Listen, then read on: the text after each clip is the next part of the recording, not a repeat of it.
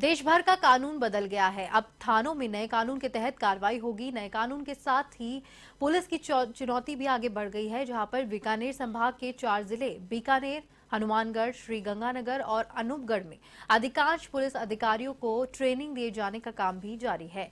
बीकानेर के range IG Om Prakash ने बताया है कि अब भारतीय न्याय संहिता के तहत अब लोगों को न्याय मिलेगा। बीकानेर के रेंज ओम प्रकाश से खास बातचीत की एवन टीवी के संवाददाता के सिंह ने। आज से भारतीय कानून व्यवस्थाओं में परिवर्तन हुआ है। खास तौर पर जो दंड संहिता है, जिन्हें इंडियन पिनल कोड के नाम से जाना जाता था, अब भारतीय न्याय संहिता के नाम से जाना जाएगा। और बात करते हैं इस वक्त, अब कानून चूंकि नए बन गए हैं, नई धाराएं हैं, तो ये किस तरह की परेशानियां आनी है या क्या तैयारियां हैं, इन सब को लेकर बीकानेर के रेंज आईजी ओम प्रकाश हमारे साथ हैं। बात करते हैं। सर, क्या कहेंगे? 1 जुलाई का दिन भारतीय इतिहास में स्वर्ण अक्षरों में लिखा जाएगा, क्योंकि जो हमारे पुराने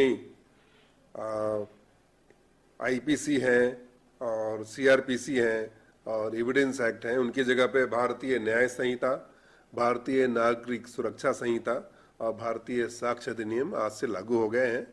और जो पहले धारा 302 थी आईपीसी की, वो 101 है भारतीय न्याय संहिता की। उसी तरह से धारा 420 थी आईपीसी की, वो धारा 316 है भारतीय न्याय संहिता की। जो पहले का जो नियम या कानून था वो पनिशमेंट ओरिएंटेड था, जिसको कि अब जस्टिस ओरिएंटेड किया गया है। अब न्याय मिलने की संभावना है और फोकस जो है वो विक्टिम के दुख दर्द पे है, जो विक्टिम सेंट्रिक अप्रोच है।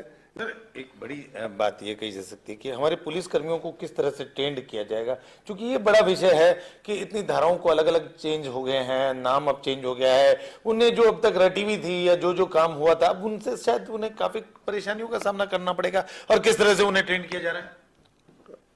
डेफिनेटली यह चुनौतीपूर्ण विषय है। और जहां तक बीकानेर संभाग के अनुसंधान अधिकारियों का सवाल है, तो हमारे लगभग 95% अनुसंधान अधिकारियों को ट्रेनिंग दी जा चुकी है। फिर भी बार बार ट्रेनिंग देने की आवश्यकता है। इस सम्मान की भी व्यवस्था की गई है। आपको जान के खुशी होगी कि हनुमानगढ़ जिले में ऑलरेडी हम इस संबंध से सम्मान जारी भी करना शुरू कर चुके हैं। प्रथम दृष्टया हमने सबको एक बार ट्रेनिंग दे दी है। बड़ी बात, जहां हत्या की धारा 302 हुआ करती थी, अब 101 में तब्दील हो गई है।